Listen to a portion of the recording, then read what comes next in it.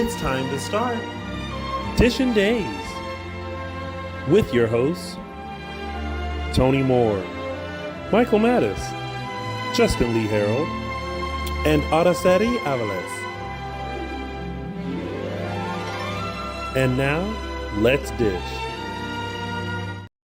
Oh my goodness. Hello, everyone. Happy Sunday. Welcome to Dishin Days, where we are serving up a full dish of this week's episodes of Peacock's exclusive #1 award-winning HIT hit soap opera, Days of Our Lives. If you haven't already, make sure you like us and follow us on all social media platforms. We are Dishin Days Show on Facebook and Dishin Days on Instagram, Twitter, X, and Threads. And if you haven't subscribed to our YouTube channel and you're watching us live right now, hello, hit that subscribe button and that bell notification. That way you'll never miss when we go live or when we post new content. While you're there on our YouTube channel, go ahead and look around, take a look at previous episodes and some fun interviews with some of your cast members of Days of Our Lives. I meant to say favorite cast members, but whatever. They're there, so check it out. If you also can find us exclusively, if you want to join our exclusive members only page on our YouTube channel, just hit join. And for $4.99 a month, you can join us virtually to discuss a deeper dive into our favorite soap opera, Days of Our Lives. Yeah. Or you can also get a chance to ask a question to any guests that we may have. There's lots that we offer, a lot that people don't take, but join us if you like. We also can be found on your favorite podcast stations. We're on Apple Podcasts, Spotify, and iHeartRadio. So make sure you tune in to Dishin Days to keep up with all the stunt shows and shenanigans that are featured on our show and on their show. And also make sure you show some love to our former co-host, Mr. James Lott Jr., who is serving up a couple of forks, knives, and spoon of his own. He gives you a full recap of Beyond the Gates, Young and the Restless, Bold and the Beautiful, General Hospital, and he has his very own audio dramas. So check out JLJ Media on YouTube and where all JLJ Media can be found. Because James Lott Jr. is just old. That's it. Oh, and also make sure you keep up with us throughout. Let us know your comments, your thoughts throughout the show. I'm so glad I got through that. I am tired. Tony did the most yesterday. Yesterday, it was a day that felt like it would not end. I blinked and I was walking through Santa Monica Pier. I blinked and I was watching a softball game. I blinked and I was eating Mediterranean food while singing Ray's Where Is My Husband? And that was my day. And most of it was spent with my good co-host, Michael Mattis. And partly Justin Lee Hareld and Araceli. But mostly Michael Mattis. We were in full effect yesterday. Yep, long day. Yeah.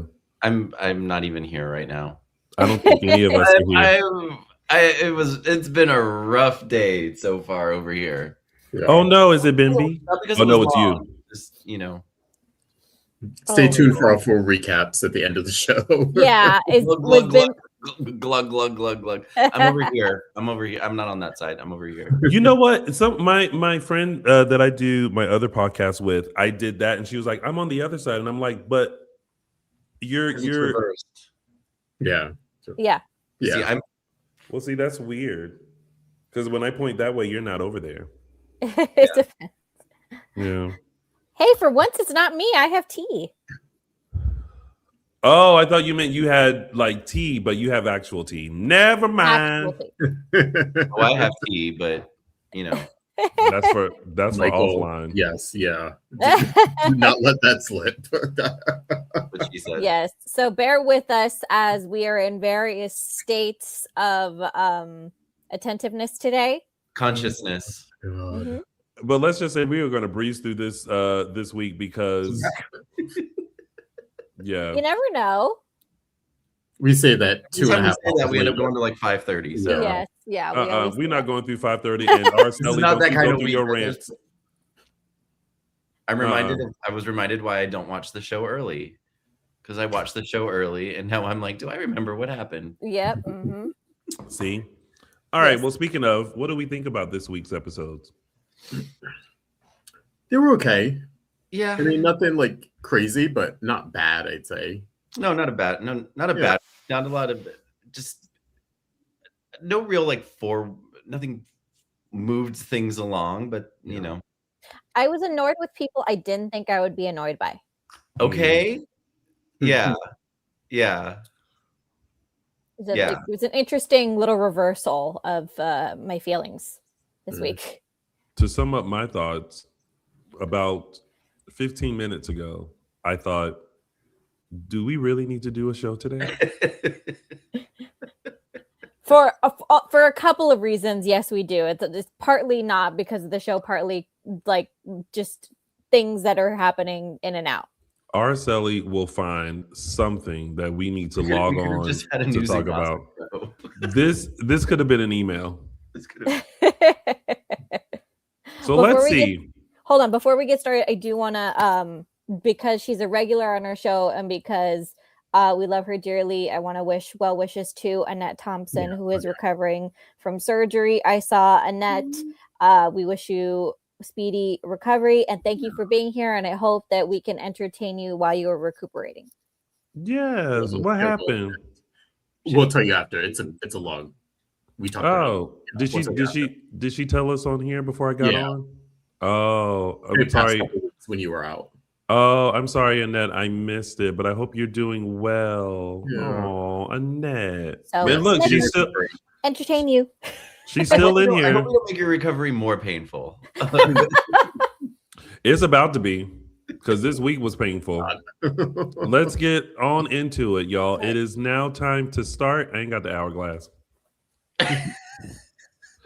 Dishin Days. All right, that is great. Let's go on to our top story. I got dark all of a sudden. I don't know why. You what?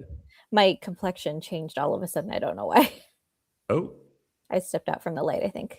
Well, that's not a top storyline, but let's talk about them, shall we? We are going to get into our top storylines, and we're going to start with our first one, which is the corporate ethics of it all. We are diving deep into Demira and Titan and all of their shenanigans. Because once again, they've shenan again. Oh, see, now this is why the show is going to be long. Because all I heard was, okay. And I was like, damn. Well, because in the interest of speeding this along, let's take a quick poll of, do we think that Xander was the bad guy this week? No. Dang. No. Marlena had audacity. Yeah, she tried to think that she could walk in there and start demanding shit. I was like, woman, what are you saying? Well, she was like, I don't want to work with Kate. That was her only demand, right? Okay, then she doesn't have to work there. She doesn't. She thought she had the right to make that call to begin with. Yeah, look, 90-80% of the time, Marlena is a character who can do no wrong, or at the very least, is a character who is pretty upfront when it comes to her mistakes.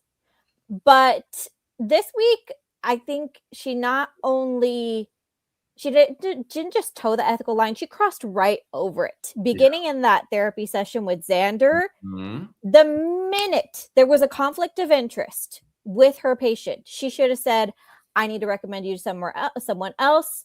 I need to step back from this. She completely crossed over the ethical line in that. There's always a conflict of interest in Salem. Well, yeah, except, always. I mean, Marlena treats a lot of people that she shouldn't be treating because half of them are her family members. But in this particular case, there was a very clear and easy out because she has no ties to Xander, where she could have very easily just stepped out of it and said, very professionally, there now lies a conflict of interest because I am being asked to be put in charge of Basic Black, and that's under Xander's control. It's a very clear conflict of interest that absolutely no emotions needed to be involved in that decision, and she just crossed right over that ethical line. But can someone answer me this, because I'm confused?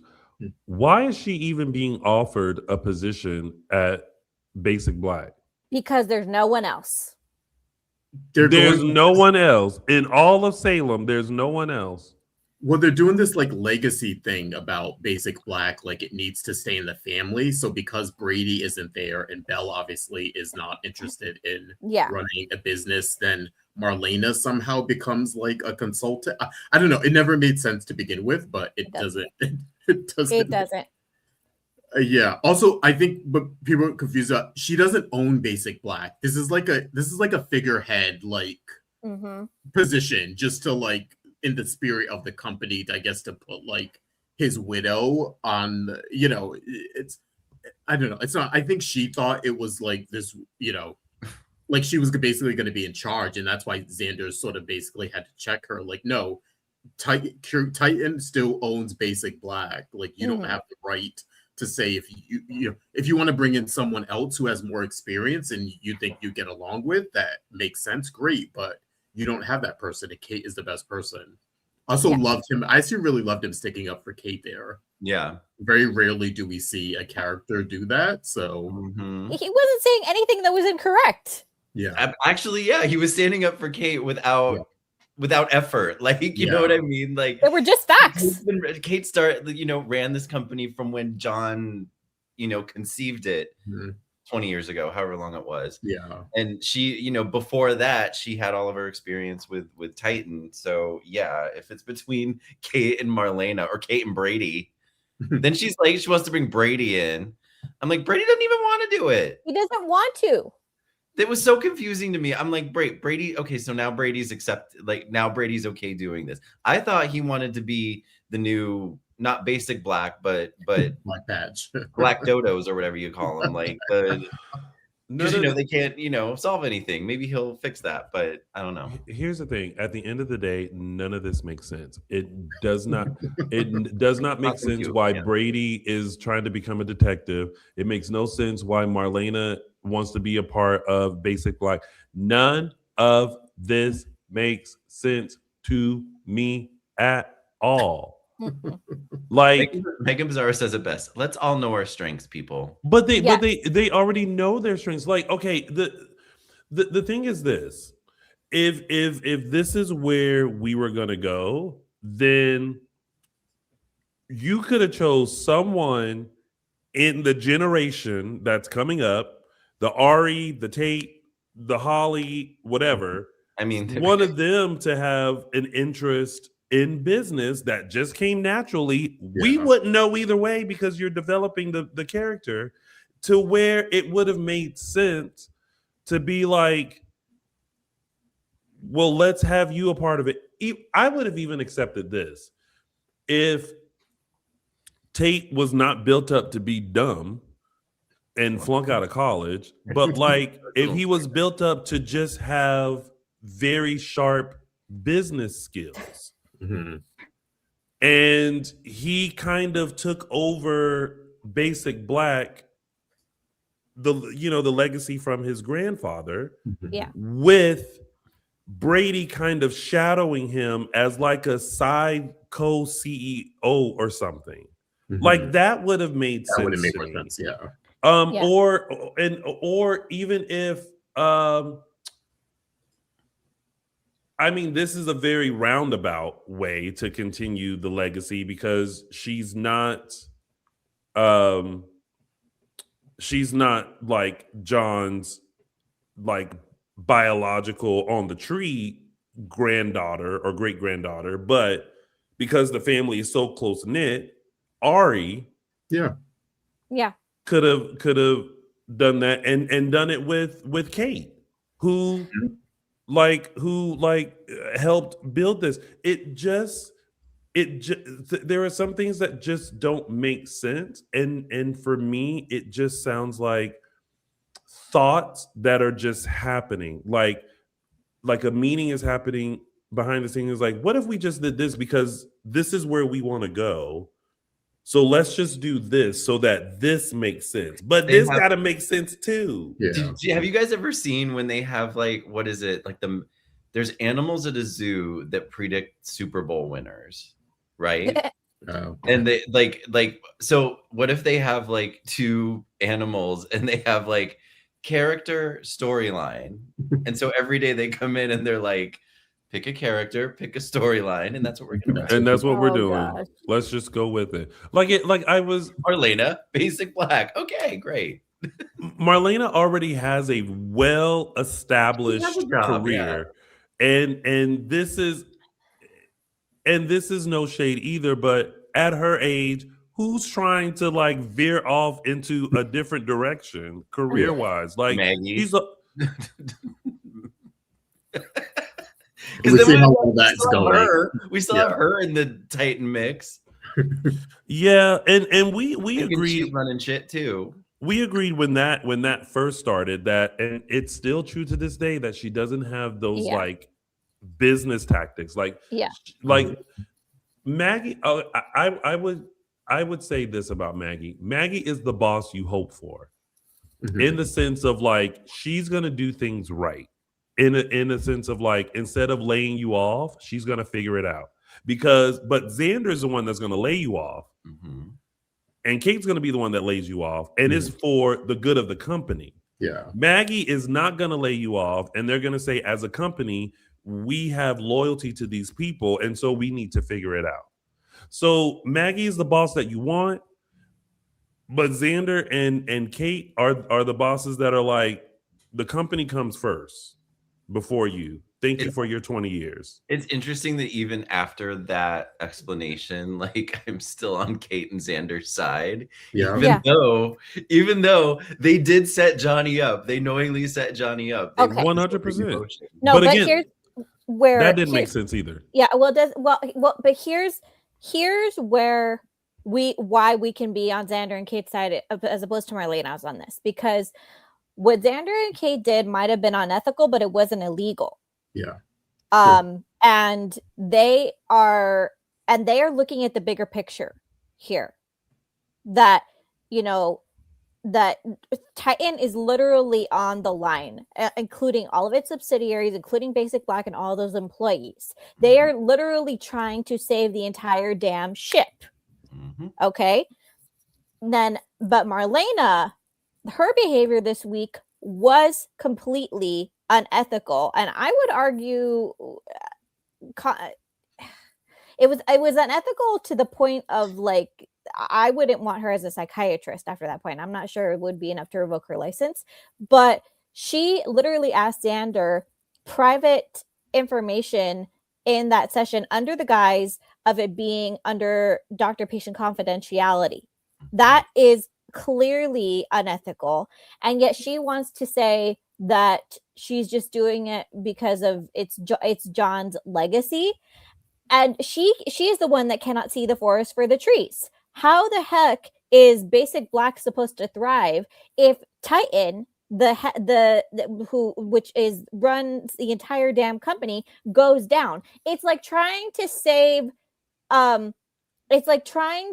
one boat on the Titanic and then leaving the rest of the ship, which again, we saw how that worked out. You can still paint me like one of his French girls, though. It's just like, again, there's a lot that doesn't make sense, and I'm trying to make sense of it, but there's a lot that doesn't make sense. Like even doing that, like leaving that IP out for, intellectual property for Johnny to see and then take, and then for him to rush it the way that he did, and then they slapped it's like, so at no point did you think Johnny was going to, I don't know, go through the proper channels and be like, oh, Bonnie, okay, I read the manuscript, sounds very similar, I think we're gonna pass. Like, he didn't do his job. But how did they know that? You know what I mean? It just, I don't know. And then it causes such a ripple effect, because I don't know if y'all feel it, but I feel it. The way Roman talks to Kate now, it's with a side eye. Yeah. Like, I know what you did to my grandson. And I don't, and I'm still trying to figure out how I feel about it because I still love you. I think Roman kind of fell back a little bit this week. Yeah. Because I think in his mind he realized what Kate wasn't saying, which is that your family, she said, your family is mine, my family is yours. And it was kind of her roundabout way of saying that she in the at the outset has Johnny's best interest at heart. And so it was like she was trying not to say that outright, but Roman, knowing Kate, I think he kind of got it the more she talked around it. Yeah, I kind of felt that too. And I'm glad they keep, like you said last week, they keep reiterating that is still, that was a portion of Kate's stuff. Yeah, it was to save Titan and to get the loan payment, but it was also for Johnny too. She also didn't want Johnny mixed up with the Demiras and knew that Roman didn't want that. So this was also in a way to help him. Again, she kind of said that without saying that this week, and hopefully like he caught up. I do think he sort of like got some of that. If he didn't get all of it, he knew she wasn't saying something that, she could have said. And so I feel like he, like you said, Araceli, he sort of fell back a little bit. We'll see what this materializes in the future. But yeah, they're not, like we said, technically they set him up, but it was a very easy setup. I mean, if we wanted to take down Johnny or the Demiras, he basically like opened his arms for it. Yeah. I mean, Xander is not worried for that reason because he knows that EJ is the one pulling the strings behind the scenes. EJ's already, Xander's already 2 steps ahead. That's why he was trying to snoop around the Demira mansion, because he knows that Johnny's just a figurehead. Mm-hmm. Yeah. You gonna set somebody up to pay off your, I wish I could have allegedly wish I could have set someone up to pay off my student debt. Don't we all? Like a slip and fall at the 7-Eleven, a bite into glass at the Chipotle. Finding a finger in your Wendy's chili. Remember that story? Mm-hmm. And I actually do eat Wendy's chili. It was so fake, good. Though. It was fake, remember? Yeah. Lord. See? So yeah, I just all of this, I scratch my head and I'm like, huh? Like, what is going on? All right. Well, that was that storyline. Yeah. And very quickly, the decision for Tate to drop out, I fully support it. Yeah. Yeah. College is not for everybody. It's not right away. No. It's not. It's also refreshing to see someone who doesn't want to be CEO, like where he was like, I want to be a personal trainer. I was like, perfect. Like, go for that. You'll probably be the biggest success in Salem because everyone else is trying to, lunge for each other's throat about being a CEO or being in business or being a doctor. It's like perfect. Like, and circling back around to what we were talking about earlier about like the potential for Tate to be like in the business side of thing, like he could right now he's just starting out, but that's a business. And people who create those successful businesses, they have to have some kind of expertise. They have to have licensing, things like that. There's a lot of mechanics that go into that part. So it's just not the family business as everybody else is describing it, but that doesn't mean he couldn't be a successful business owner down the line. It's just what he's passionate about. You mean like the owner of his own gym? Yeah, or of his own gym. People have have their own sports products, sports drinks. I mean, hell, Jane Fonda literally rebuilt her fortune. Mm-hmm. In the 80s. Yeah. Interesting. Oh, and then wait, is there anywhere else to talk about this? It is not. And then I guess Brady and Sarah. Yeah. What are those rooms called again? Not Rage rooms. Yeah, Rage rooms. Yeah, that's right. Yeah. Which is, I guess. Yeah, fine. Yeah, it's like okay. here's my 2 cents on this. Rage rooms are fun the first 1 or 2 times you go. But have you been multiple times? No. But if you have the need to repeatedly go to a rage room over and over and over again, and you're spending more time in that room than actually trying to solve the problem, see where the disconnect is there? I don't know. I kind of disagree. I feel like, there's some times where you just need to break shit. No, I agree that there are some times, definitely. But this seems not always. Yeah.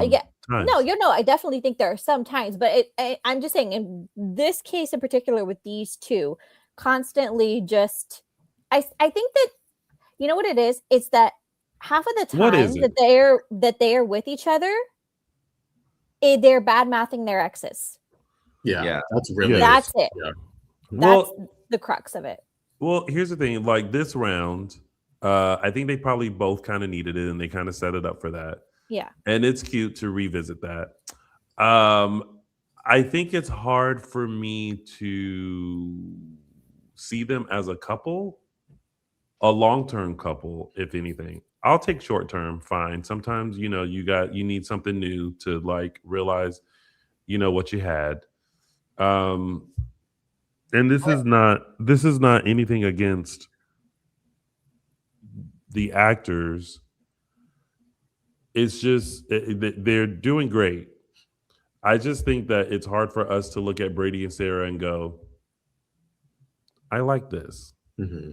It's just kind of like it was just for the moment. It was the low-hanging fruit to take with these two characters. It's they're split from them. Just put them together. No blood relation. So, put them together. I was upset. Sarah got so miffed that her daughter was having a good time. Yeah, she totally started what that. Is your deal, lady? Yeah. She got so ticked off. I'm like, shouldn't you be like she got so defensive and jealous. Yep. Yeah, and it would be different if Xander was using his time with Victoria to badmouth her or to play like the favorite parent card. Some people try to weasel into like good parent, bad parent kind of a thing, but she's a toddler. He's spending time with her at the zoo. He's putting her to bed on time. He literally said, we won't have anything with artificial food coloring. Mm-hmm. I'm not seeing the issue. And then she was like, he was picking a fight with Johnny. I was like, Johnny came up to him. He wasn't picking a fight with nobody. What are you talking about, woman? She was I was not a fan of her this week. Well, we haven't been a fan of Sarah for some time.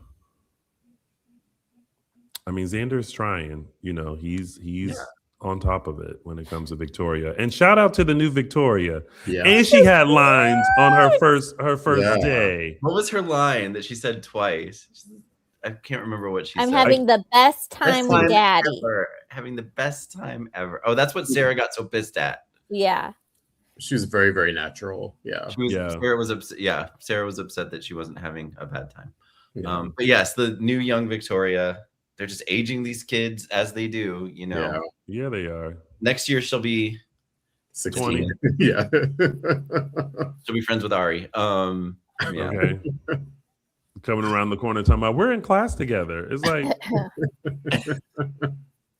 girl. All right. Let's move on to our next top storyline, which is Stephanie, get your gun. I do. Why is Kayla supporting this? Because Kayla has a history of being traumatized. Sorry, I completely talked over you. What did you say? Because Kayla has a history of being traumatized. Oh, yeah. Remember all the stuff with Orpheus? I would like to forget about Orpheus, but yeah, now I do. I like Orpheus. Bless your heart. If Days didn't use him every time they needed like a Stefano, exactly, yeah, then I probably wouldn't mind him so much. But no, I did not think of that. So good point. It's just like it was just confusing because wasn't Steve against her having a gun, and then suddenly he's there, and maybe it's just, you know, fine. He gave in, and he's trying to teach her the proper way, and of course she doesn't do it the proper way. She took the gun out of the safe, just put it in the drawer, and you know, it's like, oh, how can this go wrong? You know, I don't know. They just seemed a little too open and eager to be not letting her, but like helping her get the gun with the gun situation. I just don't feel like they are doing their best at allowing her to heal from what just happened. I mean, you have Alex being way too pushy and just like acting like that kidnapping ever happened and like she's just going to be normal. Wait, him babysitting Trey, was that this week? That was last week. That was last week. He returned him this week to Chanel. Returned him. Yeah. Shouldn't have had him in the first place. But I also know why that happened. We'll probably talk about that later. Yeah. But it's like, thank you for the pie. But did you have to bring it with a side of gun? I mean, I know there are places where that is actually custom. But I just don't think she's at a point where it's smart to give someone who could be in that state of healing. Yeah. It's not at all. Well, we have someone that wanted to sound off about that. And again, you guys, if you want to sound off, make sure you email us your video or audio clip Sunday mornings so that we can hear from you. But this is what Kelly had to say about Stephanie and her gun. On accident. Clearly that's going to happen. Oh no. How do you go back? To the beginning. To the beginning.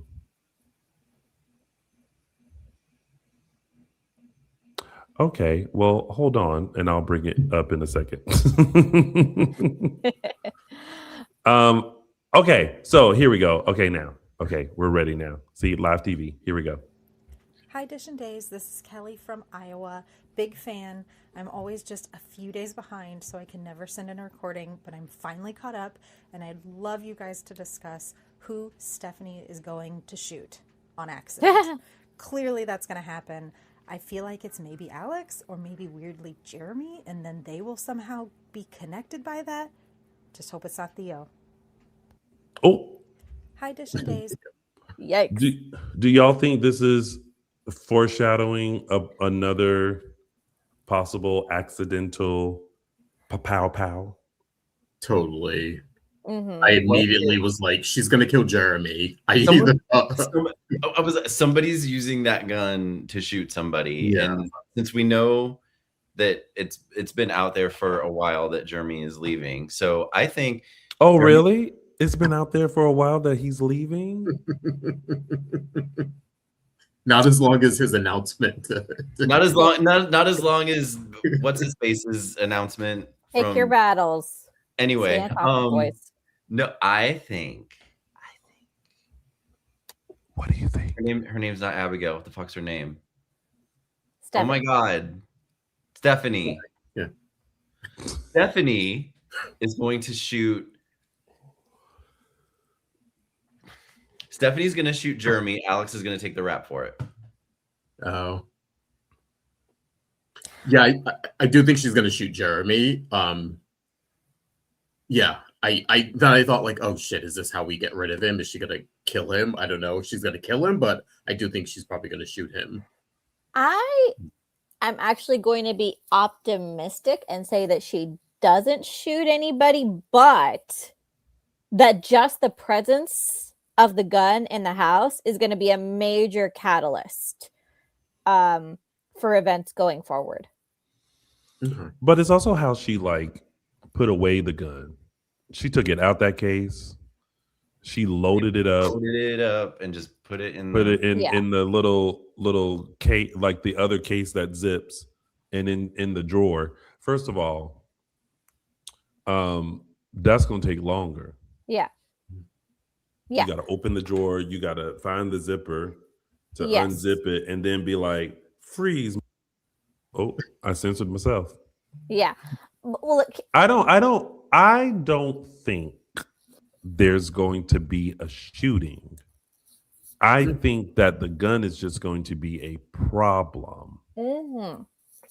But I don't know how it's going to be a problem. It's her dependence on the gun. Them locks weren't enough. Yeah. She had 3 deadbolts. Yeah. Look, this is not me criticizing her sense of safety, which has been shattered. This is me saying that, look, any experienced gun owner will know how to quickly put in rounds, just as Steve was teaching Stephanie. It takes experience. It's not generally a slow process unless you're like taking your time. Like actual law enforcement, actual people who are experienced with guns, they practice. They know how to put in their bullets pretty quickly. So it's not like she couldn't just practice in case of emergency. And then that comment of, well, what do I do if somebody comes in and I have to defend myself? I based on what I'm gonna tell you what my best friend, who is a child of the military, told me. 9 out of 10 times, you're not going to reach. If there's an intruder in your home, you're not going to reach a weapon in time. And the best chance you have is something that is right by your nightstand, be it a lamp, a heavy flashlight, something that is easily accessible, but you're not going to be able to reach a weapon in time. It's the just hammer under your bed. It's just not in all of the worst case scenarios going around in your head. That's just not a realistic scenario. Well, it's making her feel safe, I guess. You know what else is making her feel safe? Skydiving. Oh. Just like y'all loved the Rage Room, we got a return of Happy Skies skydiving. Look, why? We didn't need to spend so much time there. I will say that. No, we didn't need to spend any time there. This was dumb. She wants to go.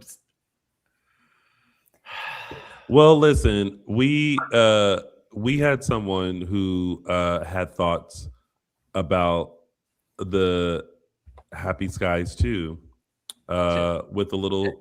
Oh shit! There we are. With a little sound off. Here's what Megan thought about Happy Skies skydiving. Hey guys, it's Megan from Massachusetts.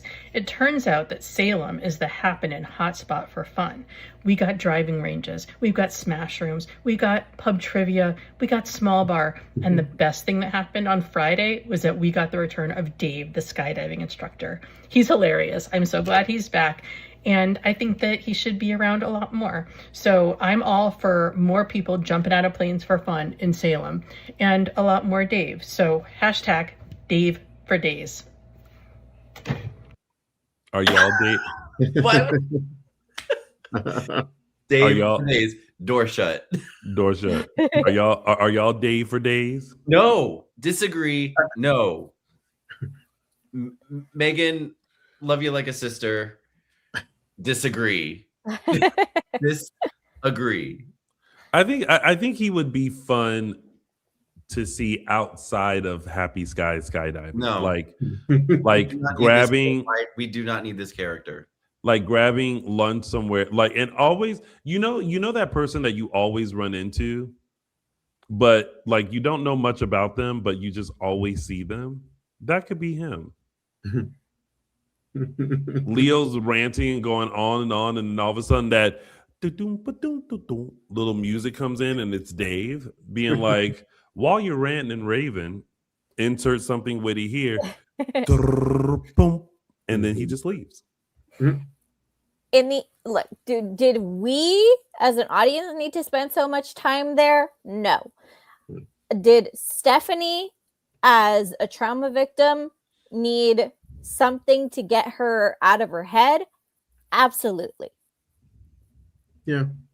It was nice to see them actually have fun and smile and be cheerful for once in the past, I don't know, couple of months. So that was nice. They could have gone to the driving range that Megan, brought up. No, By the way, going. Megan's little segment reminded me of Stefan from Saturday Night Live. Salem has everything. Skydiving, people coming back from the dead. That's funny. Yes, but Stephanie does need things to get her out of her head. Yeah. So, like she even said it. She wasn't thinking about the past or the future, and she needs more stuff like that. She needs to be reminded that Paulina skydiving. Now that I would pay good money to see that. I feel like now I'm always just rewriting Days. I just wish that there was just a little more coddling to Stephanie to get her over the trauma of being kidnapped. And this was just kind of that progression of like she's starting to feel like herself. Mm-hmm. Instead of me being aggravated that they keep pushing her to just be how she was before the kidnapping. Yeah. And I get her connection to Jeremy. I hate that Alex is like not understanding about it.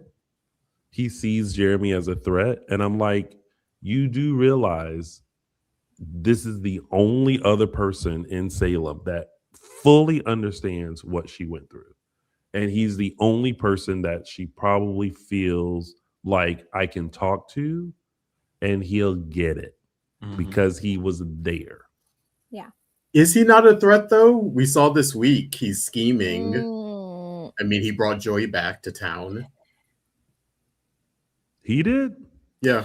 Yes. Okay. So let's back up a little bit. So is this going to be long? No. So, but because Tony, I think you missed it. So probably Jeremy was having a conversation with Stephanie in which Joy was brought up because of the whole Alex bringing Trey over.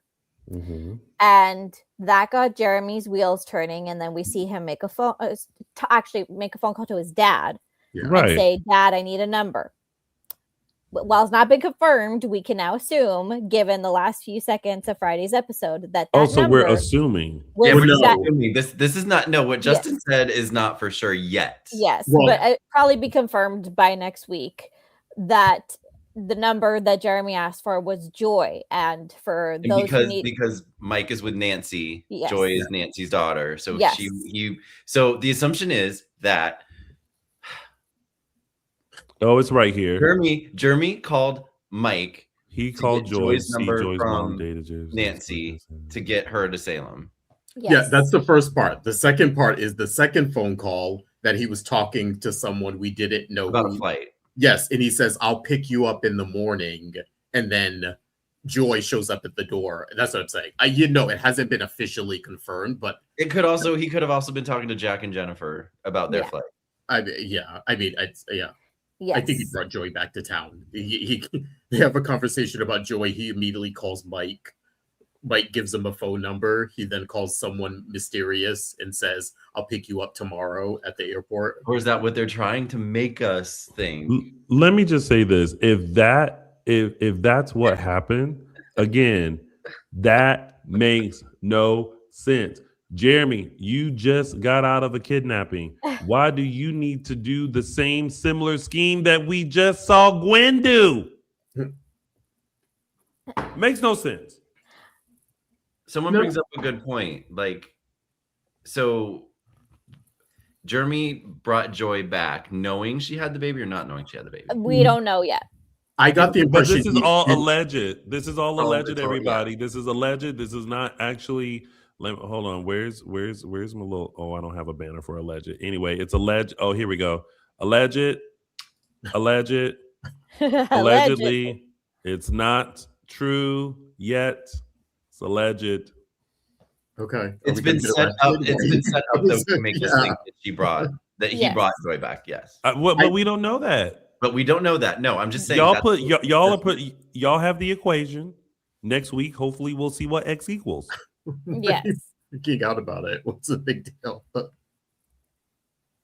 I think he knew Joy had a baby. I don't think he made the connection that it could be Alex's baby until Stephanie said there was a pregnancy scare. Then I think the wheels in Jeremy's mind started turning like, oh, Joy has a newborn baby. She left X amount of months ago. Like, that's where I think it came from. I don't think he knew that Joy and Alex had a baby together. I think he knew Joy had a baby because and then Stephanie told him right before she left, she had a pregnancy scare. So in his mind, he's thinking, okay, well, it's probably Alex's. So now Jeremy's motives are definitely not 100% above board.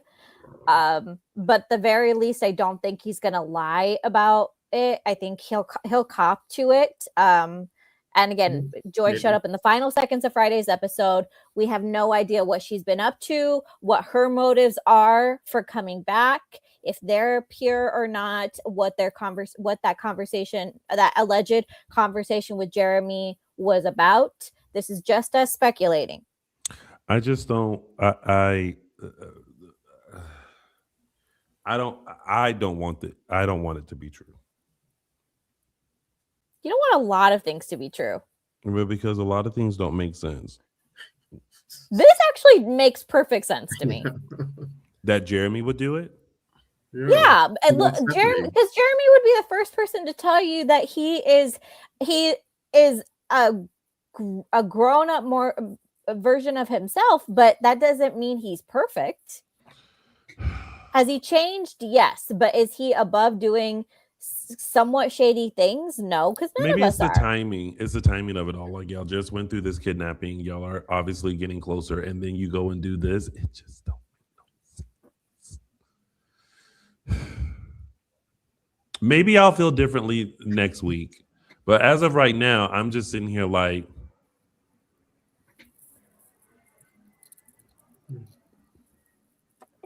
and that's how. If I had on my glasses, I would more. Oh, actually, I do. This is how I'm giving Miss J. That's how I feel. Oh, I should keep these on. Anyway, I guess we'll see what happens. Y'all look like y'all are excited about it. I'm just like, this feels familiar, and in the words of Miranda Priestley, stupid. Hey, I miss Joy. I'm glad she's back. I'm glad Joy's back too. Great. I just don't want Jeremy to have a hand in bringing her back.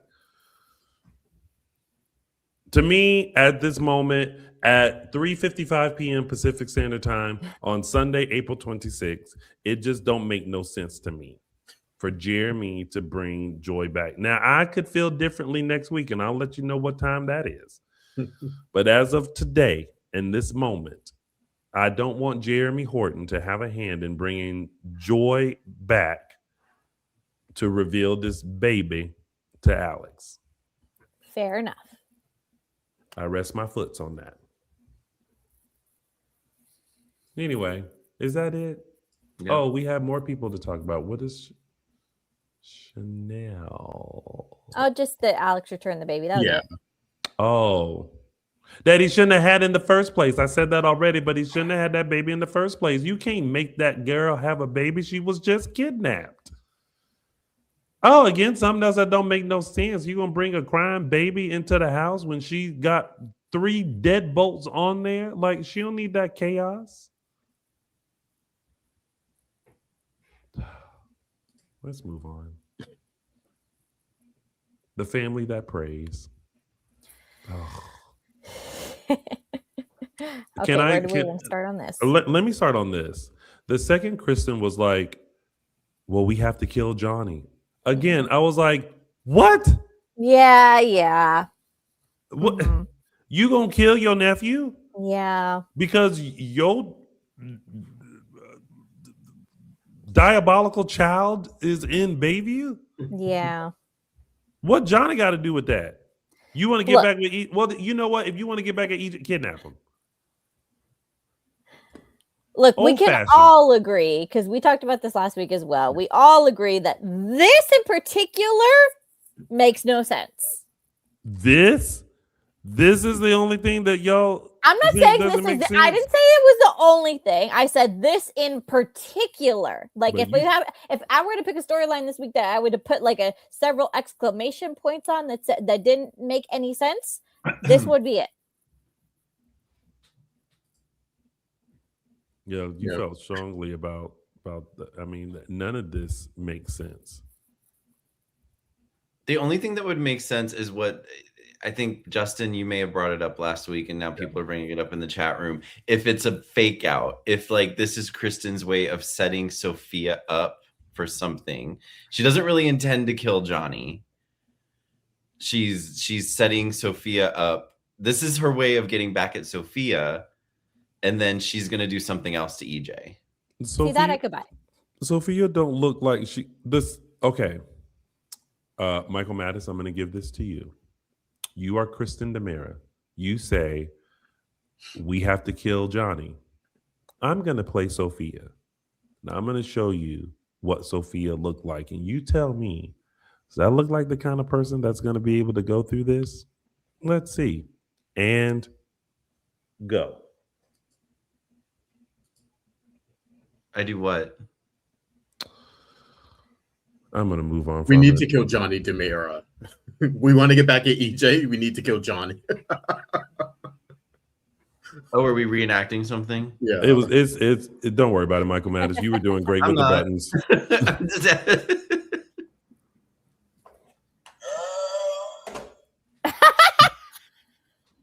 What the heck?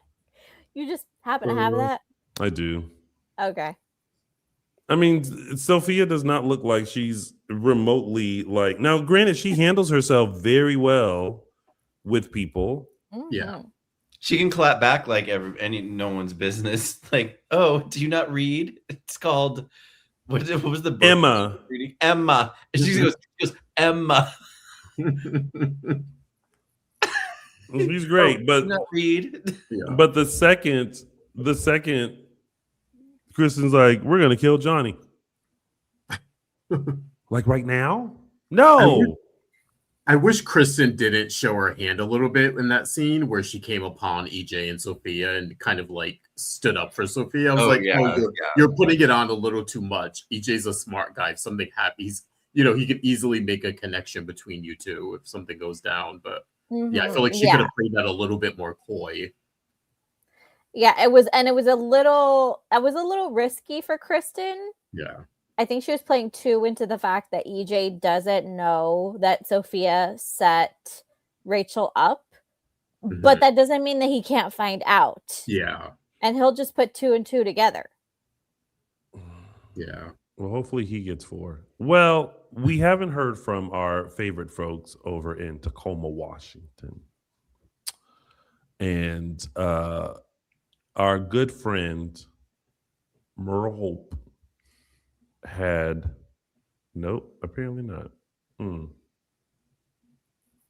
guess I didn't download that one. Oop. Oh well. She had thoughts about just saying how people are so hard on Sophia. How like Kristen is, to sum it up, very diabolical, and everyone is so hard on Sophia. Do y'all think everyone is hard on Sophia? No, I think they've given her a lot of grace over the past year and a half for the most part. Mm-hmm. Mm-hmm. This is another stupid plan. I'm sorry. Yeah. It was dumb. Anyway, moving on from that. Yeah. Chad's back.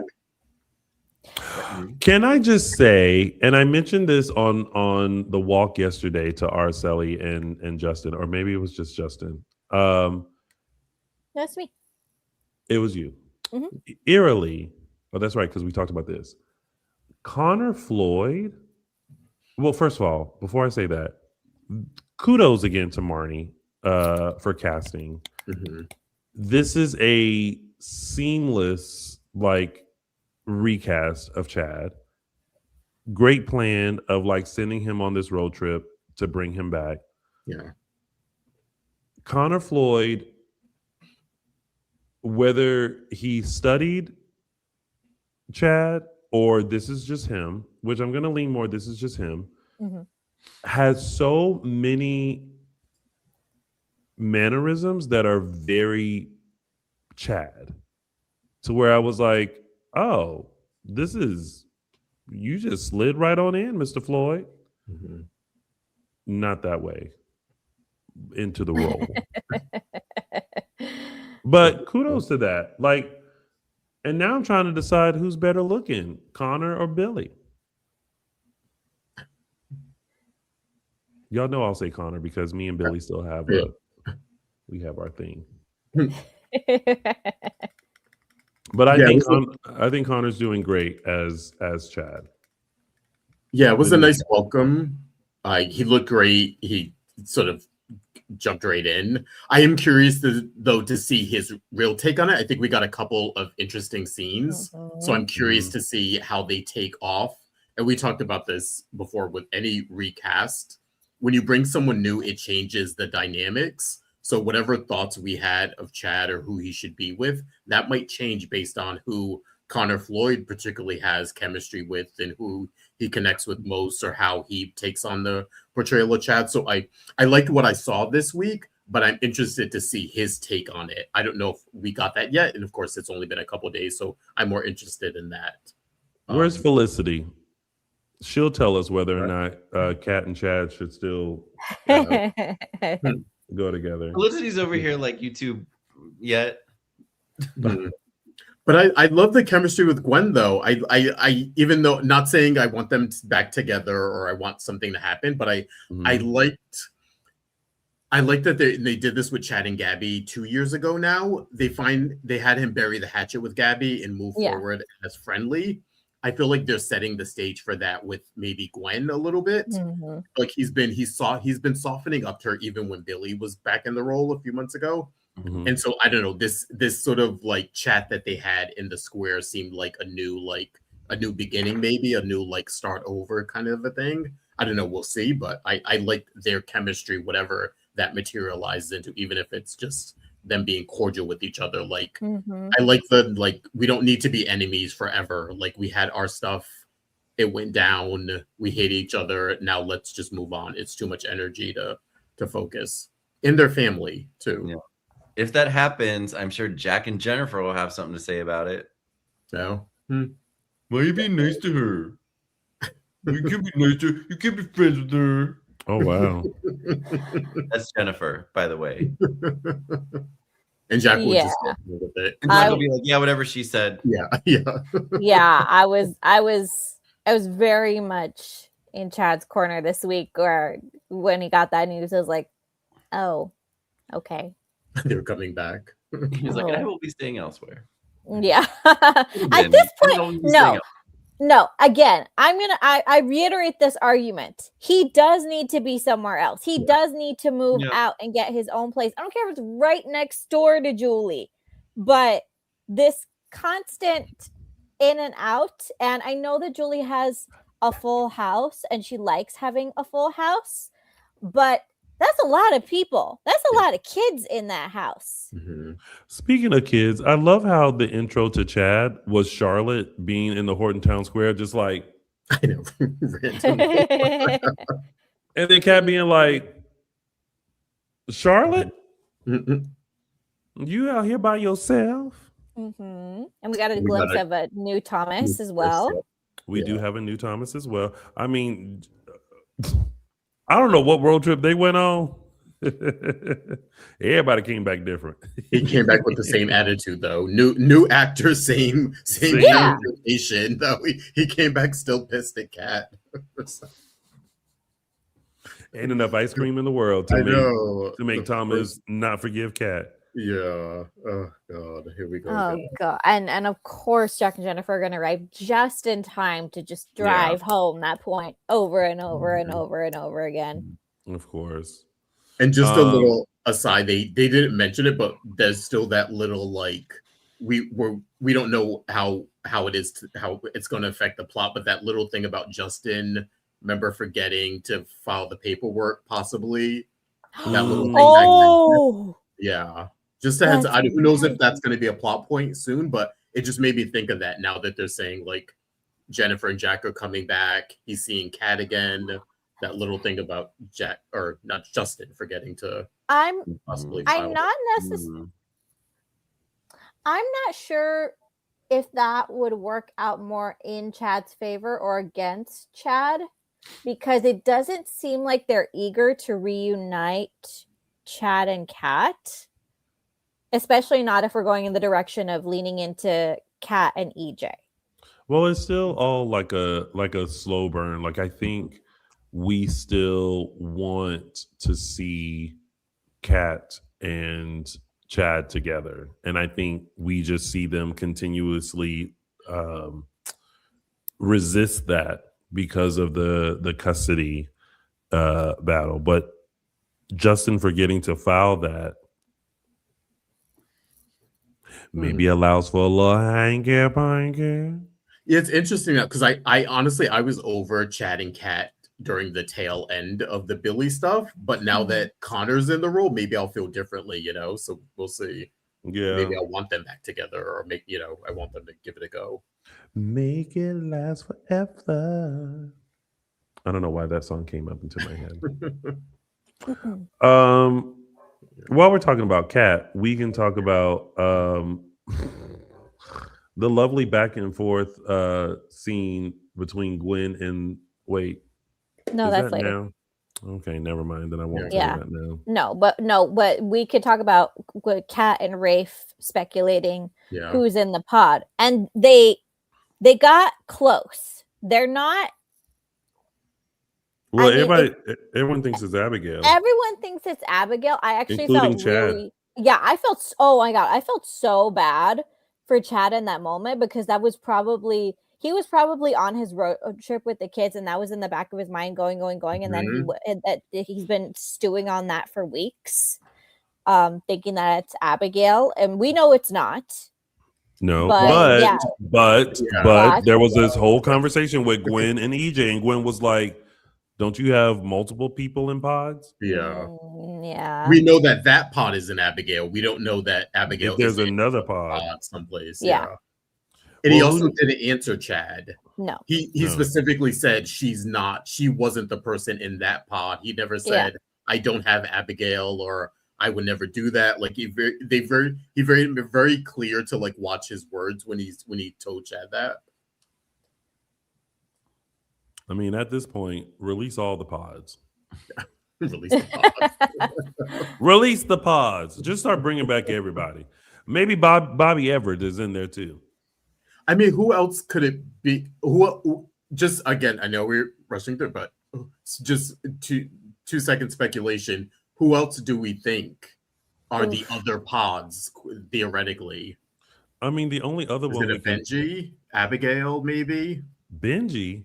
I thought Benji because they mentioned Steven again. He did. Yeah. Huh? Benji. Yes. Yeah. Benji DeMira. Yeah. Oh, nobody told me nothing. Benji gone. Benji. I was like, maybe Benji's alive. Andre. With the, oh, you know Andre. who else? Hello, Peter. Peter is most definitely now. Whether Rolf has told EJ that he now has Peter, I doubt it, because EJ would blow his top. But yeah, now we can pretty much surmise that Peter is now in one of said pods. Yeah. Okay, that's a good little. Yeah. Terrence. Terrence is the.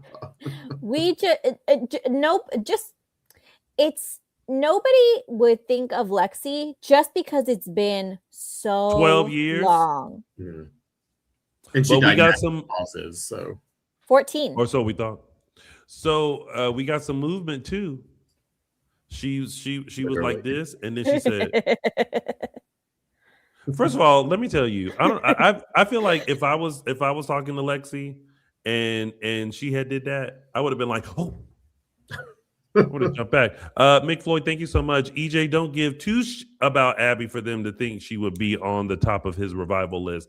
The relationship didn't mean that much to him. I mean, that's back when James Scott and Kate Manzi were playing EJ and Abigail. And when I tell you them scenes were hotsy-totsy to where it made sense that Sammy would slap the dog piss out of Abigail because of that affair. Look, do I think that Abigail was like the love of EJ's life like she is for Chad? No. But she was definitely a moment in time, honey. It was a moment in time. He definitely has affection for her.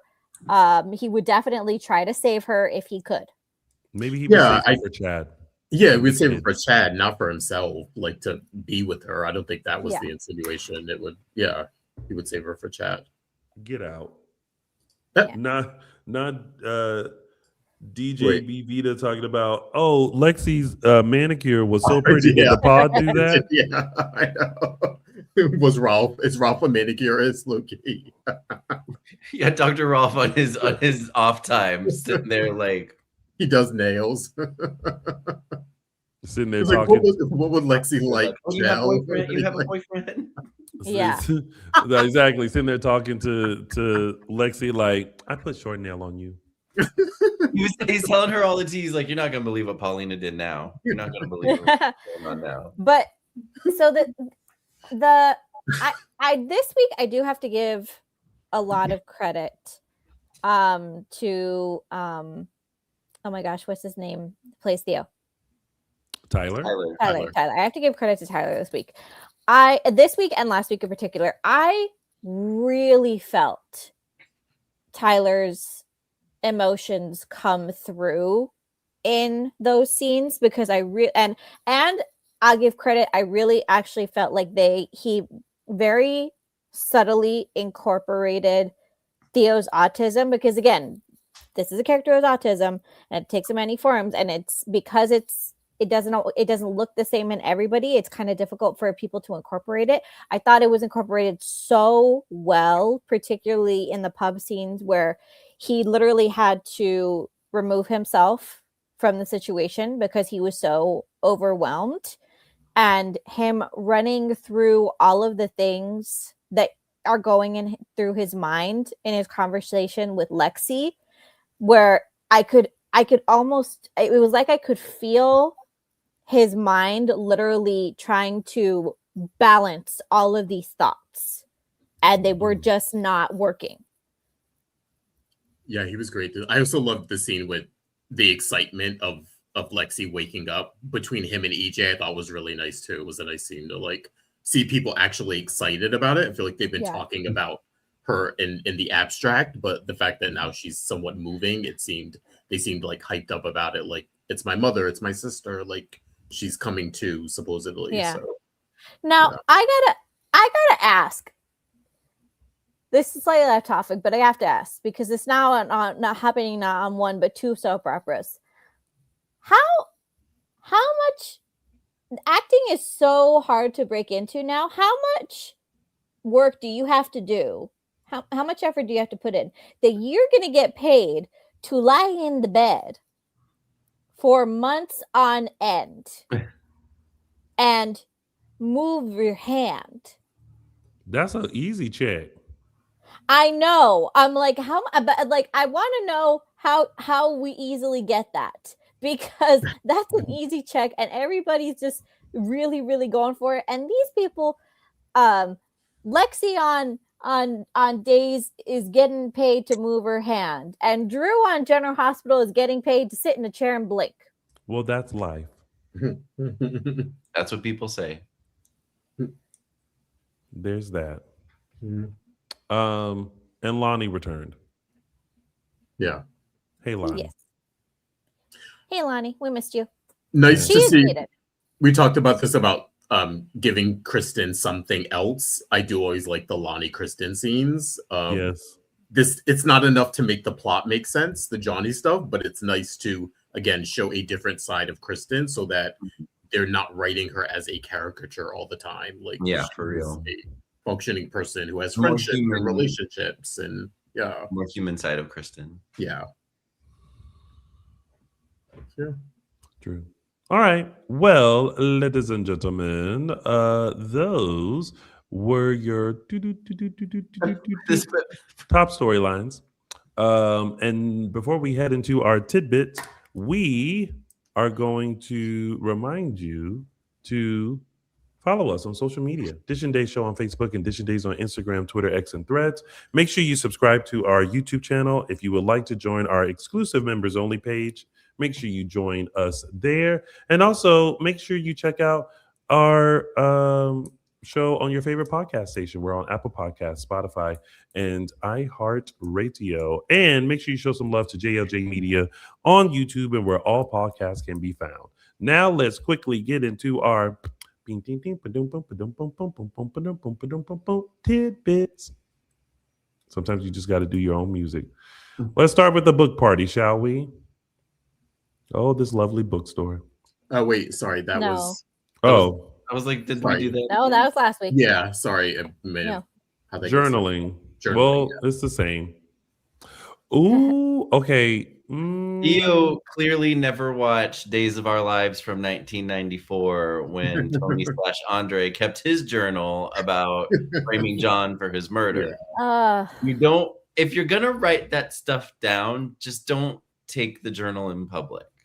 Well, but you know what? To his credit, Gabi was not written out.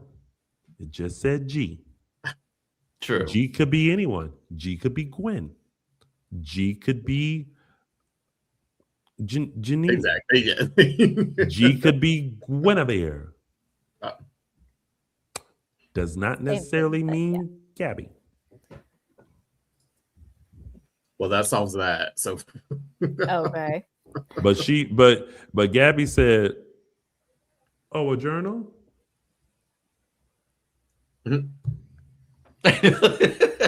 It's a very Gabi thing to do, though. Yeah. Yeah, part of me wishes it wasn't the Gabi stuff he was writing and it was the Lexi stuff. I feel like that would have made me more interested. The Gabi, yeah. His mother's been kept on ice for 14 years. Yeah, that to me would have been the Gabi stuff is just really stressing him out. Yeah.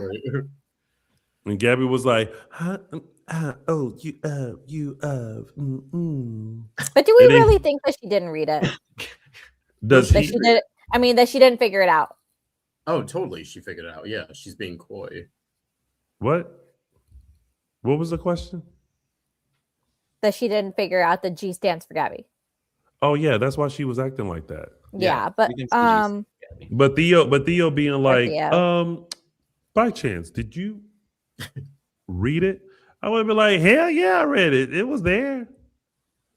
You're not gonna. You know what you wrote. Actually, the way I would have handed the journal back, I'd be like, oh, Theo, I was just trying to find you so that you can retrieve your journal. Ay. Your journal with a G. Your journal with a G.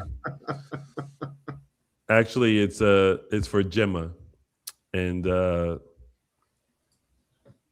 Jean. Sophia is reading the prequel of Emma, which is also Theo's journal.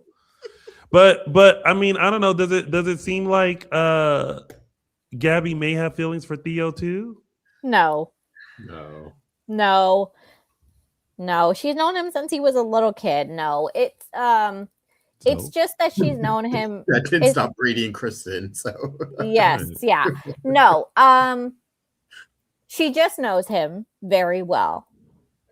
In her mind, she might think he's no, but I think in her mind, she's probably thinking like he's confused. He's going through a lot. That's what I think. I don't know this with her. Yeah, I don't think. Yeah, it's not even based on anything real. It's based on a dream he had. I think he's just going through a lot right now. Dreams have that effect on you. Yeah, and he's just trying to sort through it all, and then maybe he's developing a little crush on Gabi just because he feels like Gabi's a friend, Gabi's a safe space, kind of a thing. We're too old to have crushes. We are too old to have crushes. Too old to have crushes. It's too old to have a crush. Too old. You said to that have a crush. again and again. Yeah. Too old to have a crush. In any case, Gabi then went to Philip, went to him with her business plan that Theo originally proposed, said, can you match it? And he'll get back to her. And that covers that. That covers that. And now, the mammogram of it all. Okay. All right. Never mind. People are gonna. All right. So a lot of people had a lot of thoughts on this last week. What were some of the thoughts? A lot of people were very critical of Chanel for. I felt like she wasn't concerned enough about her own health. Yeah, of her own health. That Johnny found the lump. Well, maybe she was just trying to be like, I'll take care of it and not freak out. Exactly. Because Johnny was doing enough of that for them. Mm-hmm. Yeah. And then I can presume, or maybe I'm wrong, that maybe people would be upset with Johnny this week for taking control of the situation. Am I wrong? Yeah, he should have known not to do that. All it should have been was, hey, did you set that appointment? Exactly. Yeah. Maybe like remind her not go ahead and do it for her. Like that's like mansplaining. That's like as bad as that was very Alex Kyriakis of him. I think he overstepped, but it's sort of, you weigh the good and the bad because he was right. So how do it's like how angry can you be when the person is right though? He overstepped making the appointment for her. That being said, I do think he needed to, he has the right to push a little bit. A little bit. Yeah. Just push her a little bit. And A maybe little bit. phrase it like, I don't want to speak for you. However, we need to be thinking about the health of our children first. Well, he's been on edge this whole time. And they're yes, but it's always the way. It's always not what you say, but how you say it, kind of a thing. And my advice to him would be to phrase it as, that they need to be putting the health of their children first. And, how can the child that she's carrying be healthy if she's not healthy? And how can she be the best mother that she can be to the son that they already have if she neglects her health? There's a way to say it without coming off condescending and mansplaining, and without taking her feelings into consideration. Right. Yeah. But Sarah's a bit alarmed by it, so they are headed to a mammogram as soon as possible. Yeah. Mm-hmm. Yeah. All right. Well, let's hope for good news. Jesus. Let's move on and do some reconnecting, shall we? First off, someone help me. How is it that when Javi and Leo left each other, Javi said, I'm going to let you figure out your feelings for Dimitri? How do you then come back with a whole new man? We talked about this last week. Yeah. I know. Yeah. It doesn't. It don't make no sense, right? It don't make no sense. And I also had an issue with, and I don't remember if the others did or not, but with Javi making it like Leo should have, despite all of his, no, stay away, no, don't come, and then Leo did, and then like Javi throwing that in his face, like, oh well, I had to go through this alone. It's like, bitch, you told him not to come. No, you don't. You weren't taking his phone calls. Mm-hmm. You were sending him the voicemail. You were telling him to figure it out when he knew. But then he took your advice and was like, okay, maybe I do need to just make sure it's Javi. And then he's like, baby, it's you. You're the one I love. You go, actually.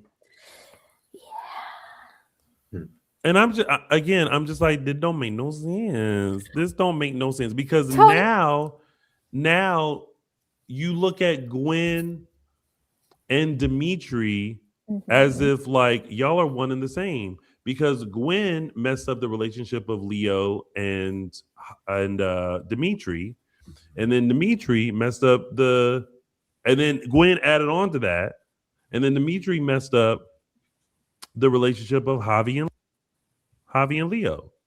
Mm-hmm. This is a hot mess, and that's why if anybody is around all this mess, that's why Kat looked the way that she did when she was having wine with Leo and Gwen. It's like, girl, what is this? Tony, I have a technical question. Is it possible to change the title of this week's episode of this stream? Of this stream, yeah. Yeah, on YouTube, yeah, it should be. Yes.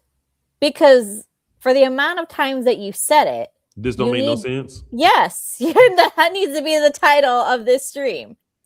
This is now the days of our lives where things don't make no sense, brought to you by Peacock. Yes. But it don't. Well, so then just change the title of this week's episode of our episode. If I do that, then I would just have to, it would be, that don't make no sense part 1. That don't make no sense part 2. That don't make no sense part 3. Parts 1, 2, and 3. The end. No, I don't feel like there's an end in sight. Okay. Well, just change it. In any case, I don't not like the trio of Gwen, Leo, and Kat. No. Kat just sitting there trying to get information because she was sitting there like, oh yeah, no, definitely. But it's interesting to see them kind of have a buffer in her. Yeah. It's funny too, because they're all three are sitting there and all three are all lying to each other. Well, maybe not Leo anymore, but Kat she's friendly with Gwen, but she's not divulging. Of course, she's an agent. She's trying to find she's very much, paying attention to the questions Leo's asking because she wants the answers too for her own benefit. Though, but yeah, Emily O'Brien and Greg Rickard again are just, they always have a great chemistry. I feel like this is the slow softening of them getting back together. We've gotten the Dimitri situation out of hand. I don't know if Leo will care about what she has going on with EJ, other than the fact that it's a story. He has no ties to Lexi. He doesn't care. I don't think that's going to get in the way of them becoming friends. So I think I think that stuff is more prominent when she finds out. When Gwen finds out, and EJ, of course, find out that she's sort of been playing them both between this, quasi friendship, romance kind of thing. But do you think that's going to be a big reveal? It has to be, because we are now almost a year into knowing that ourselves. We found out that Kat was an agent June of last year during John's funeral. So it's been almost a year since we found out. And a year in Salem time? It's a long time. And they had, I forgot this too, they had Dimitri pick it up and then he's gone now. So it's like, I don't know, are we waiting to circle back around? Yeah. So it's, I don't know when, I'm sure it's going to be a big reveal. I just don't know when it's coming to a head. There's a lot of pieces to this. Is it? Yeah. Is it the Kristen Sophia stuff now is going to make that come to a head? Is it, I don't think so. It probably would be more just the EJ stuff. The stuff with EJ alone is enough to make this super complicated. You add in the very few people who do know, which off the top of my head, I think are just Rafe and Andrew, who was her handler. But it adds in the fact that it just brings back all of this history with her and the Hortons. It brings up, I brought this up a few months back, that it brings up the fact that Andrew knew the whole time who she was. The whole time? The whole time. Therefore, Shane also knew. And, you know, what are Jack and Jennifer's reactions going to be? It's a whole thing. So also, there's no way that's not a big reveal. I forgot we had the Leo part of it too. Dimitri did tell Leo, and then this week we had Leo notice Rafe's code name on her phone. So I think maybe they're leaning towards Leo being, maybe he cracks this case. I don't know. We'll see. But the information Dimitri picked up, he did relay that to Leo. So maybe now he's going to be suspicious. Don't be suspicious. Don't be suspicious. Yeah. All right. Well, that sounds like that was all of our tidbits. And now, before we go into our segments, we got to go into everybody else's. So first, we are going to start with Jen's segment and her highlights for this week. And here with my weekly highlights.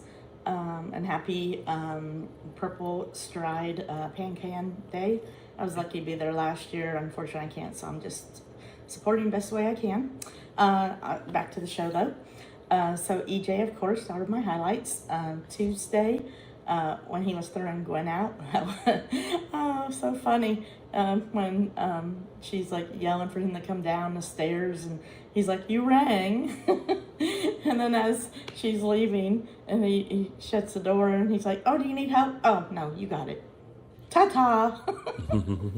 Oh, there are things that are so funny. And then later in the week, his fight with Kristen. I'm not really a fan of that storyline per se, but Dan and why is her name? I'm blanking on her name. Martha? Stacy. He and Stacy just work so well off each other as well. They sell it, that slap. If I didn't know any better, I would think it was real. And then his reply, "Violence is never the answer, Kristen." And then her reply says something like, "Well, should I applaud now, or is there more to this performance?" I mean, their lines and the way they deliver them are just, awesome. And then about the will, so this is going to be kind of interesting. Stefano's will, and EJ is no longer the executor of it, and Theo is? That's really strange, but should be interesting. We also saw Connor debut as Chad. I think he's going to be an excellent recast. He looks enough like Billy to kind of sell it a little bit, but I think he'll looks like his Billy own flair to Chad as well. So look forward to seeing more of that. His scenes with Dan were great. So can't wait to see how they deal with the EJ Chad relationship. But I think that's about it. Those were the highlights. I had a couple of lowlights. I don't like Theo and Gabi together. That's just ew. And then what was up with Kat's green and white striped dress? Remind me of this outfit we had to wear in gym when I was a junior high. That's definitely a no for me. I think that's about it. Thanks, guys. We had a little bit of everything in there. All right. Thank you, Jen, for your... I didn't know we could hear each other talk when the videos were on. Oh, yeah. It's a different way that I'm uploading them. I heard you. I was like, oh. Yeah. Yeah. We forgot to mention about this will. I'm curious about that because Marlena is in it. Yeah. Oh boy. It better come with "I'm sorry for putting you through hell. Here's $10 million." Sorry. Sorry about it. Sorry. Hope John's okay. LOL. Love to John. John's okay. So, all right. Now we have the thumbs up, thumbs down from Debbie.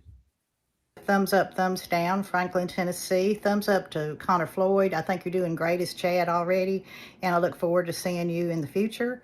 And thumbs down to the Horton Extended Stay Hotel. I understand Lonnie has to move in with her little toddlers because they're looking for a house, but Chad's still there, and I'm sorry. Those are 4 kids, and she's got no help. I think she needs to hire Liam to help her around the house as well as the bookstore. Bye. Come on, Liam, Now, with all the jobs. Can Liam be counted upon to take care of his own kid first? He is. He took him to the urgent care when he needed. He takes care of his kid. Yeah. We've seen that. Yes, and he left the kid with grandma when he got shot. He left him with his grandma. That's responsible. Didn't just leave him in the house alone, like, I don't know what you would call that, but like a latchkey kid. That what you call that? Yeah, he's a little young. Yeah, like how we all grew up. Yes, I'm just saying. Let Liam focus on his own kid. He don't need to be taking care of all of the Horton brood. And with that, let's find out the this week's scorecard brought to you by Christian Me World. Kristen is getting an S tier score just because she spoke, and that is Victoria Kiriakis. Isn't she a cutie pie? All she had to do is open her mouth and her massive, absolute, intoxicating cuteness just knocked me out. Like, after that, I was done. Seriously. I don't care what Brady said or what Sarah said or what stupid thing Kristen or Xander or EJ did. I don't even care about new Chad and new Thomas. Victoria just took the whole week from me. Now, if you'll excuse me, I'm gonna go cry in my bed and contemplating my life on why I don't have a baby Victoria Me World in my life. Why do I feel like on next week's scorecard, there's going to be a little animated Victoria? I feel like that's going to happen. Araceli, are you frozen? Am I? Yeah. Yeah. There you go. You're back now. Okay. All right. Now that we've gotten through everybody else's segments, we are now going into our segments. And we're going to start with mine, which is Tony's official 3 Snaps Award. All right. My 3 Snaps Award goes to a woman who, even though she knows nothing about business, what you will not do is cross her at any time. No, you're doing a lot more than that. You're trying to paint me into a corner. I find that disappointing and infuriating. Then leave, bitch. And I have nothing more to say. And she is. And that last look like, try it again. That's right, y'all. Miss Deidre Hall, Dr. Marlena Evans. Uh-oh. Justin. My bad. There he is. What'd you do? I pressed the wrong button. Dr. Marlena Evans, Black Robichaux gets Tony's official 3 Snaps Award, because sometimes you have to remind somebody just who you are. She had no business doing any of that, but whatever. Yeah. She did. And she did. Well, points for delivery. Yeah. He turned around and said, better had. Okay. She was like, do it and you're dead. Anyway, it's now time for See you Tuesday at 3. See you for our session. Caption that. This week's Caption That comes courtesy of Kat just trying to have her, I guess this was an afternoon happy hour, a morning happy hour. I don't know what the fuck time of day they were just sitting around Horton Town Square drinking, because they were all in the same clothes later and whatever. Anyway, this week's Caption goes to Delight. I'm going to mess this name up. Delight Oludimu on Instagram with her caption, I don't always drink wine, but when I do, the truth comes out. That was not the caption I wanted to pick, but it's a caption that's there. Which one did you want to pick? Probably an appropriate one. I'm moving on because Dan Furigal himself, congratulations to Delight though. What a delight. What a delay. Dan Furigal put his hat in the ring with his caption, "Gotta work with Dan again." Delirious. Emily O'Brien also put her hat in the ring with her caption, "I wish Gwen was here to drink wine with me. Wine emoji, wine emoji." I love when the cast participates. And it's like they multiple, and I don't know if like one does it so it comes up on their feed, and so then they're like, oh, I'm gonna do it too. Like if it gets the ball rolling, it's either none or three of them. But it's always fun. I love it. And that was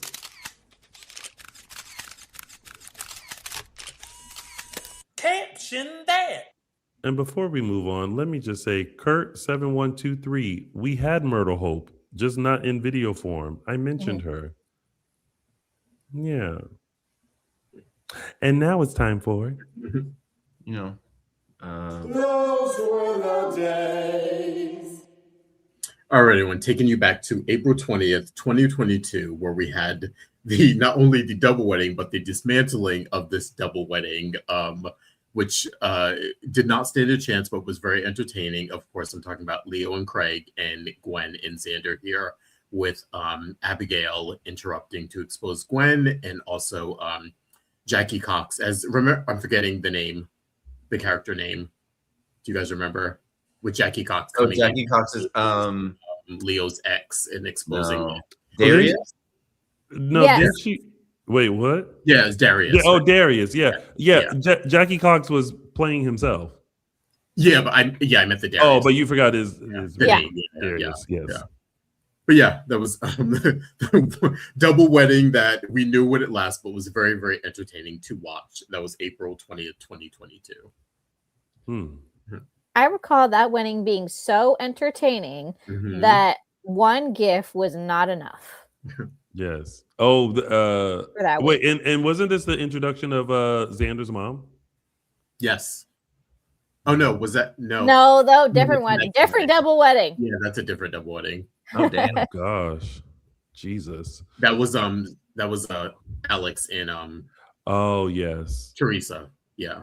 Goodness gracious. And Anyway, well, that was. Those were the days. And now it's time for. It's a gift. And this week's It's a GIF. I originally picked this moment because I thought it was very reminiscent of me. However, this week I'm wondering if it's more reminiscent of Mr. Michael Mattis. That's so rude because I know what the GIF is.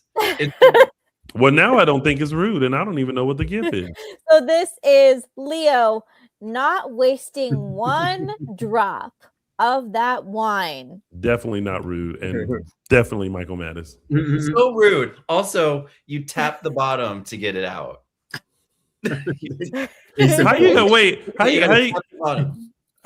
gonna say, "Oh, that's rude"? But actually, it's rude. You do it. Proving my I didn't point. say it was false. I say it was rude. Proving my point. It's rude because you got it wrong, Araceli. Not that you included. You got the method wrong. Yeah, In any case, Leo is correct. Especially if you're paying for a room service bottle of wine, you don't waste a drop of it. Yeah. Whether it's room service or not, you never waste anything. And that was. It's a gift. And now it's time for.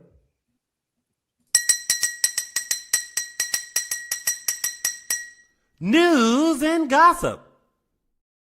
We're starting news and gossip, unfortunately, with some sad news. This actually broke after our show last Sunday, but we want to offer our deepest condolences to the family and friends of Patrick Muldoon.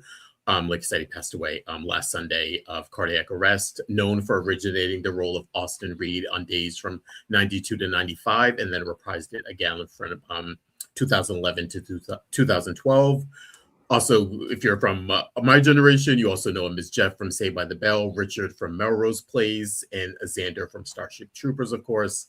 And most recently, he was in the latest season of The Bay, where he played Mike Manning's father. But really, really sad news. If you've been watching or week or around or on social media, the tributes have been pouring in from, especially Brian. I want to focus just specifically Brian Dittillo, Christy Clark, and Allison Sweeney, and of course everyone from the Days family has been sort of recounting just amazing stories about Patrick and how funny he was and jokester and a good guy. And so really, really sad news, and of course unexpected. And we just want to offer our condolences to everyone affected by it.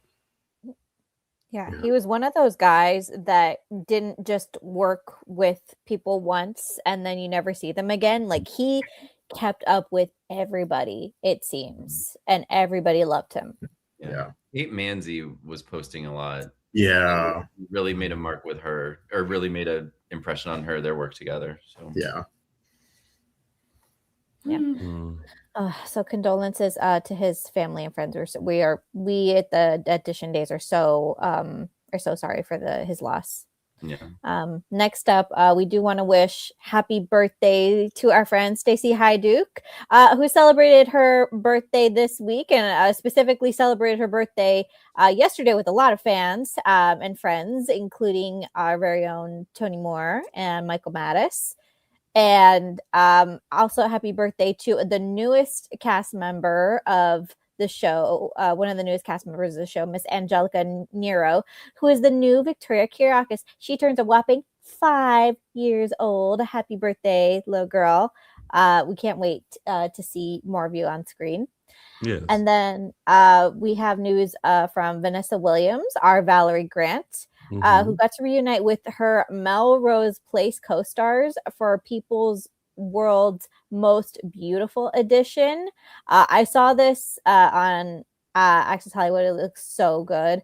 And then you could check out the full interview with at people.com and her Instagram. I'm Vanessa Williams for more photos, the sit-down interview with all the cast, and more behind the scenes. They all look spectacular. Like, it's kind of unfair. Yeah.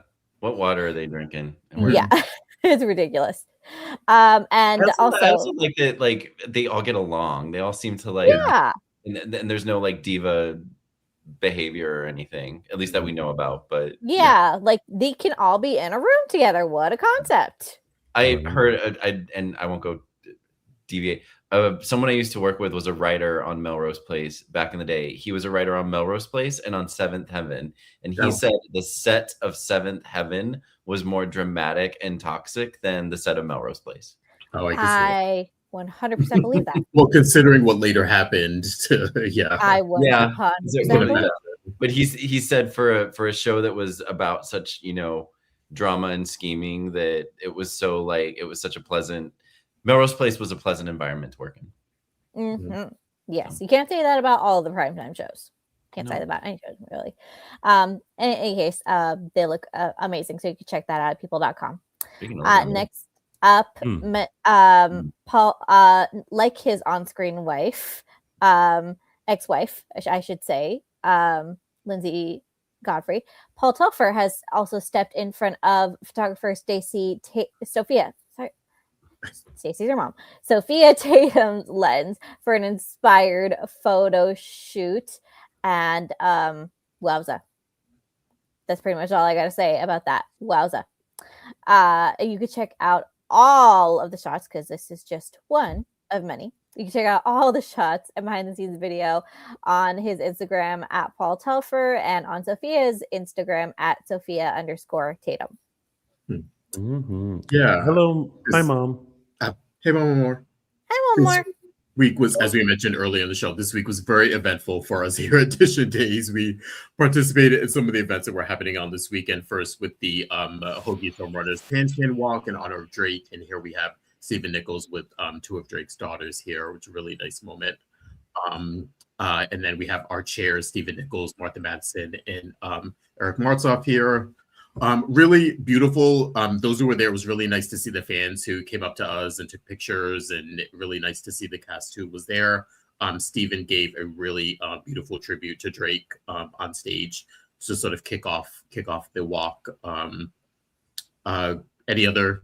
Yeah, here's a few pics of us and Stephen at the podium. You guys want to chime in with anything? What your thoughts were?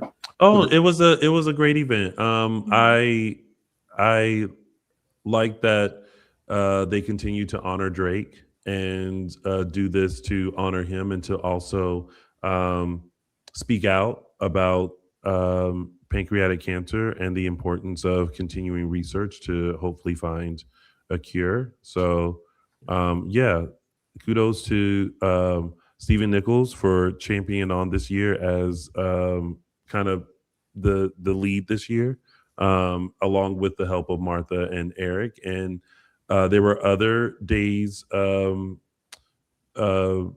family there, including some of the crew, as well as Charles Shaughnessy was there, and also Time Lewis was there as well to walk in Drake's honor. So, yeah. And they raised, last I checked, it maybe even more. So they raised over 41,000 this year. So yeah, big kudos to everyone who participated and donated. Thank you. Yeah. Yes. job. It was a beautiful morning, and it didn't rain. It did not rain. Yeah, which is a big one. Yeah. And then, of course, moving on with the day, as Tony will tell you, me, Michael, and Tony were at the softball game for celebrating the celebrity softball game, which was very quick but very fun event. Players, we had Elia out there, we had Lamone Archie, we had Julie Dove, Carson Boatman, Peter Porte, Colton Little, Brandon Beamer, Brandon Beamer. Yeah. And then also Josh Swickard from General Hospital, and Todd Bridges, who everyone knows from Different Strokes, and Jeremy Miller from Growing Pains. Yes. It was a softball player or softball player. Say what? I was saying Jeremy is a really good softball player. Yeah. Elia has used to play softball as well as Penny, who put the event on from Star Image Entertainment. Another great fun event. The cast were very very into like playing and having a good time with the fans. So it was a great day, and it didn't rain. Yeah, it did rain. It rained in between the game and Stacey's birthday. In between, yes. In between, it did not rain on the game, and then the party was indoor, so it doesn't matter. Yeah, and what an amazing party that was! It was full of great food, great company, karaoke, and dancing. So everyone had a fantastic time. Yeah, and just want to reiterate, I know we talk about these events all the time, and it can seem abstract to some people, but I think this weekend was maybe a good example of why people come to these events, or a good thing as to why they're grouped together, so that if you do decide to save up the money, and we understand they're expensive, but to be able to participate and come to LA and participate in these events, look into them. I think people who come to these events or their first time, they're always so surprised how nice everyone is and welcoming. And sometimes people think like, oh, I can't come by myself, or the community is here. You just kind of have to meet them here or meet them at these events. I think don't be shy or afraid to go by yourself, or think that you're going to be lonely, or you're maybe introverted. Like, the environment is always welcoming. The actors are always amazing and welcoming. So just something to think about. I know we'll probably get into later on if there is a Day of Days, and if not, we will definitely keep you updated on what events are happening at that time. But it's always just something to think about. I know we always bring these events to you, and it can seem so, like I said, either abstract or far away, or maybe not. Maybe you think it's not for you, but it's always a good time, and it's a great way to connect with not only the actors, but also the community of Days. So, I know several of our viewers were there, regulars. I know I saw Brienne and Iris, so a lot, and a few others. So it was really great seeing you guys, and they'll tell you that what these events are like. They go to quite a few, and when you make a weekend out of them, it's great. It's great for us as a community to connect with each other in person, other than just right here on our computers. Yeah. Exactly. And speaking of one more event that happened this weekend, we also had the Family Ties event over in New Jersey with Starstruck fan events. And Susan was very kind enough to send us this photo. My apologies, Abigail, that your eyes are closing this. But she got to meet Hank Northrup, Abigail Klein, Lucas Adams, Casey Moss, Brian DiTillo. There was also Hank's mom, Lynn, was supposed to be there, but unfortunately she suffered an injury and could not make it. But Susan said she had a great time. It was a great event.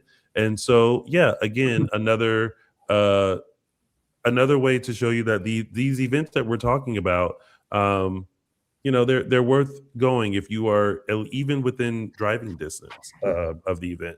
Go check it out. Yeah. So thank you, Susan, for sending in those photos. And sorry, Abigail Klein, that your eyes were closed. We can't all get that perfect shot moment that Michael Mattis got at the Emmys with everyone looking at the camera at the same. All 13 of them time. looking right at me. Never happen. Even with like 3 people, someone's eyes are closed. Someone's looking this way. Someone's sneezing. Someone. Not that moment. No, that was a good moment. Oh boy. All right. And with that was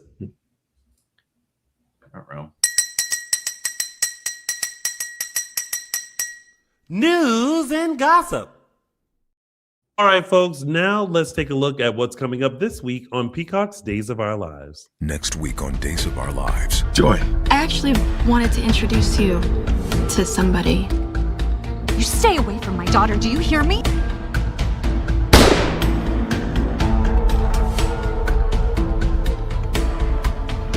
What is it? A suicide note. Bobby, are you all right?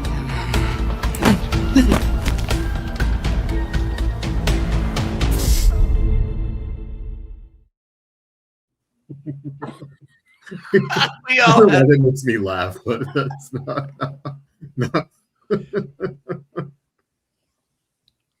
Thoughts? We'll save them for next week.